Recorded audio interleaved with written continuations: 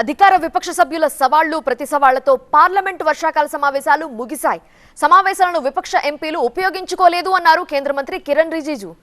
ఉపరాష్ట్రపతి ధన్కర్ రాజీనామా వ్యవహారంతో ఈ సమావేశాలు చరిత్రలో నిలిచిపోతాయంటూ కాంగ్రెస్ కౌంటర్ ఇచ్చింది.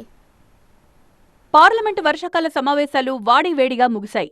సమావేశాల్లో 14 బిల్లులను ఆమోదించారు. లోక్సభ ఆమోదించిన కీలకమైన ఆన్లైన్ గేమింగ్ బిల్లుకు రాజ్యసభ కూడా ఆమోదం తెలిపింది. విపక్షాల నిరసనలు, నినాదాల మధ్య ఈ బిల్లును మూజువాణి ఓటుతో సభ ఆమోదించింది.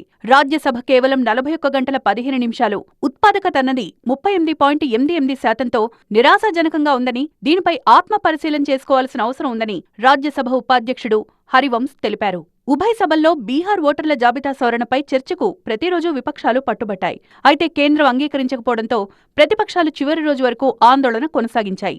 అయితే విపక్షాలు ఆందోళన చేయడానికి కొన్ని పద్ధతులుంటాయని, ఎంపీలు సభా మర్యాదను కాపాడాలని స్పీకర్ ఓం బిర్లా విజ్ఞప్తి చేశారు. లోక్సభ సమావేశాలు ముగిసిన తర్వాత అన్ని పార్టీల సభాపక్ష నేతలకు స్పీకర్ తేనేటి విందునిచ్చారు.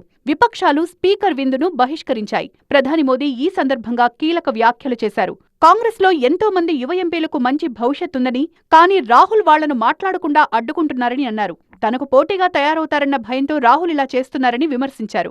ये मानसून सत्र बहुत उपयोगी सत्र रहा है, लेकिन अपोजिशन एमपीज के लिए बहुत नुकसान रहा है, क्योंकि अपोजिशन एमपीज विशेष करके जो नए एमपीज हैं उसको बोलने का मौका नहीं मिला. పార్లమెంట్లో బీహార్ ఓటర్ల జాబితా సవరణపై చర్చకు బీజేపీ భయపడిందన్నారు కాంగ్రెస్ నేత జైరాం రమేష్.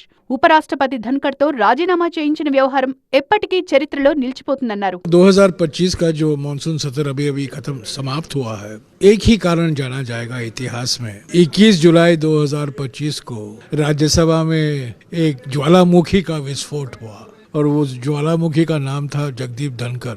पहली बार भारतीय इतिहास में पिछले 75 साल में पहली बार उपराष्ट्रपति का इस्तीफा लिया गया.